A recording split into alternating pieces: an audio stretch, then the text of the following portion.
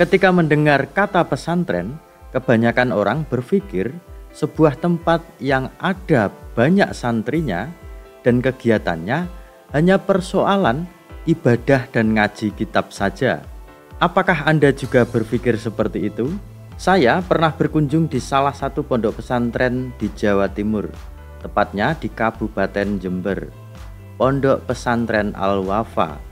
Di sana saya sangat kagum dengan beraneka ragam tumbuhan buah-buahan dan juga sayur-sayuran di kebun sekitar komplek pondok tersebut. Dan ternyata kebun ini menjadi pusat kemandirian pangan untuk ribuan santri di sana. Benarkah pondok pesantren dengan ribuan santri bisa mandiri pangan? Yuk saya tunjukkan. Pondok pesantren Al-Wafa Jember ini bisa mandiri pangan dengan desain sistem produksi pangan yang sehat dan ramah lingkungan. Desain ini biasa disebut dengan istilah permakultur, sebuah sistem pertanian berkelanjutan yang meniru ekosistem alam. Di pondok pesantren ini, permakultur menjadi solusi untuk kemandirian pangan sekaligus pelestarian alam atau pelestarian lingkungan. Mereka percaya bahwa merawat bumi adalah bagian dari ibadah. Melalui permakultur, mereka tidak hanya mencukupi kebutuhan pangan untuk santri, tetapi juga menjaga keseimbangan alam. Kebun permakultur di pesantren ini dirancang dengan prinsip ekosistem alami.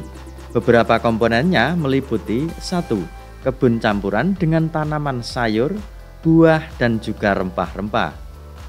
Selanjutnya, kolam ikan yang limbahnya bisa digunakan sebagai pupuk alami. Yang ketiga, area kompos untuk mengelola limbah organik menjadi nutrisi bagi tanaman. Dan juga ada area pembenihan atau pembibitan yang digunakan untuk memperbanyak benih yang akan ditanam.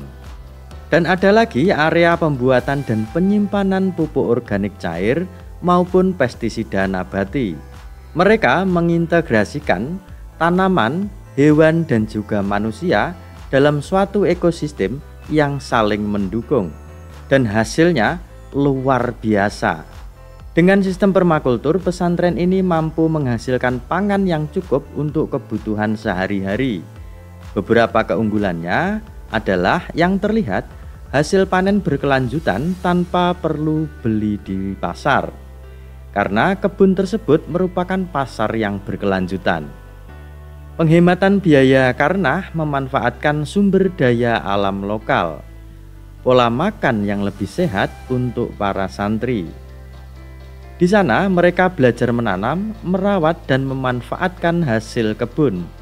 Mereka juga bangga bisa makan dari apa yang mereka tanam sendiri, tentunya tanpa merusak lingkungan.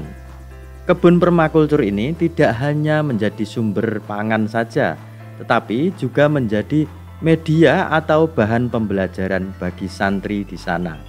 Mereka, para santri, diajarkan cara membuat kompos dari limbah organik, teknik membuat bedengan untuk menanam di lahan yang sempit, sistem irigasi hemat air untuk menyiram tanaman, teknik pembenihan tanaman buah maupun sayuran, menghidupkan tanah agar sehat dan cukup nutrisi untuk tanaman.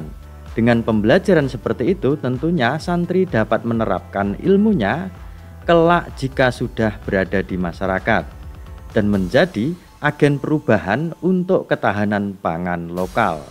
Kemandirian pangan ini juga tidak hanya bermanfaat bagi pesantren, tetapi juga bagi masyarakat luas yang berkunjung ke pondok pesantren tersebut. Contohnya saya. Setelah berkunjung ke sana, semacam ada gairah untuk membuat sendiri kebun di samping rumah, dengan harapan bisa mencukupi untuk sumber pangan keluarga yang sehat. Kebun permakultur di pondok pesantren ini membuktikan bahwa pendidikan, lingkungan, dan kemandirian pangan bisa berjalan beriringan.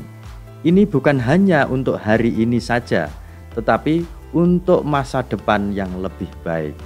Demikian pengalaman saya berkunjung ke salah satu pesantren yang sangat membekas hingga hari ini.